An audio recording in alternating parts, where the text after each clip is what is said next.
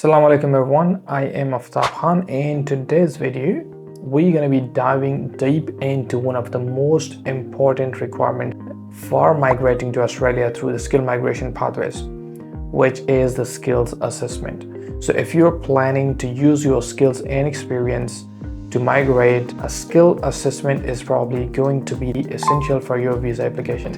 Let me explain exactly what it is and who needs it and how you can get one.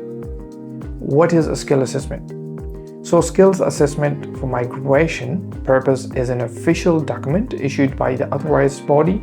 It confirms that you have the qualifications and experience necessary to perform the job you are nominating in your visa application. Right now, it's important to know that this document isn't useful in your day-to-day work or for your resume or job, but for the Australian immigration purpose, it is absolutely crucial if required by your visa subclass. Which visa require a skill assessment? You will definitely need a skills assessment if you're applying for the visas like 189 visa, which is a skilled independent visa, 190 visa, which is a skilled nominated visa. And if you guys want to know about the 189 visa or the 190 visa, then you can watch the videos on my channel. I have uploaded the videos about the 189 visa and 190 visa, and I have explained the complete process. Alright, so yes, for the visas like subclass 189 visa, which is skilled independent visa, and subclass 190 visa, which is a skilled nominated visa, subclass 491 visa, which is a skilled work regional visa, and the subclass 485 visa, which is the graduate visa. Also the subclass 186 visa for that direct entry stream and the transitioning stream, which is the TRT. For the subclass 494 visa, which is the employer sponsored regional visa. You may also need a skill assessment for the 482 visa, depending on your individual circumstances and your occupation. Keep in mind that for the visas like 189 visa, 491 visa, and 190 visa, you need to have a skill assessment before submitting your expression of interest through the skill select, which is the EOI. Why is it so important? So when you fill out your EOI, you will need to enter the details from the skill assessment. Without that, you cannot proceed. So if you don't have a positive skill assessment, there is no point in taking further steps like paying for your English test. So it is really the step one in the whole skill migration process. Now, where do you get a skill assessment? So you must apply to the assessing authority that handles your specific occupation. For example, ICT Professionals is the Australian Computer Society, which is the SES. For the accountants, it is the CPA, Australian Chartered Accountants, ANZ. For the engineers, it is Engineers Australia. For the social workers, it is the Australian Association of the Social Workers. And other occupations, you can do it from the VETASSES, TRA, and other skill assessing authorities. Each assessing body has its own criteria, documents, timelines, and fee. So how do you know your assessing authority? You need to visit the official Department of Home Affairs website and check the occupation list.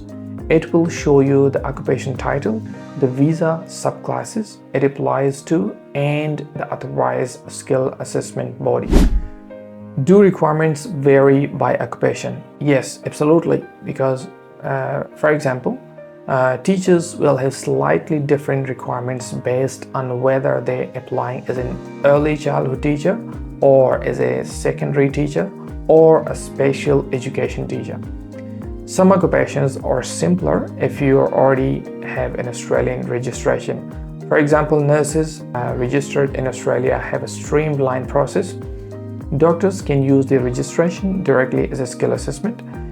Can international accreditation help? Yes. So if you studied in internationally accredited institutions, that might simplify the process for you.